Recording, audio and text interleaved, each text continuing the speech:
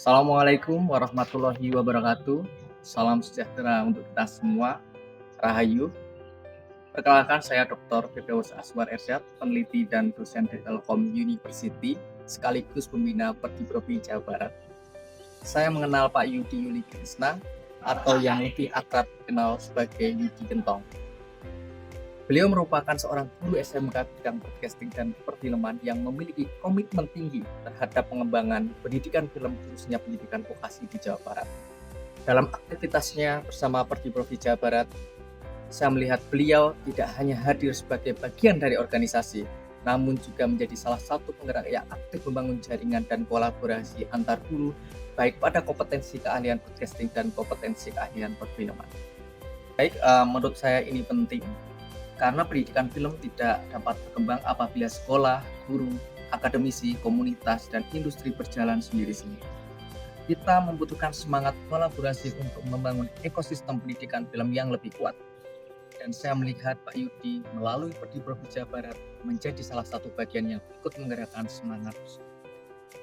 Hal lain yang menurut saya menarik pada Pak Yudi adalah konsistensinya dalam membawa pengalaman praktik perfilman ke dalam proses pendidikan sebagai guru SMK film. Beliau memahami bahwa siswa tidak cukup hanya belajar teori tentang film, mereka juga perlu memahami langsung prosesnya. Bagaimana mengembangkan cerita, kerja dalam tim produksi, membuat karya hingga bagaimana karya tersebut bertemu dengan penonton.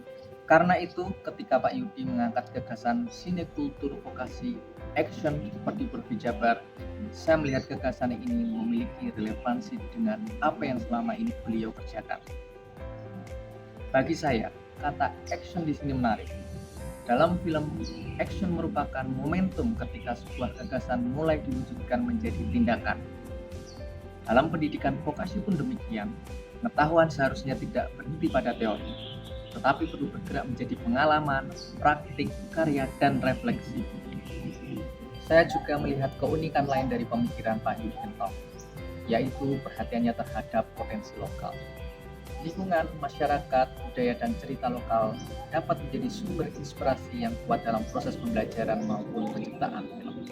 Menurut saya, pendekatan ini penting untuk mendorong lahirnya karya-karya yang memiliki identitas, kedekatan dengan masyarakat, dan nilai budaya.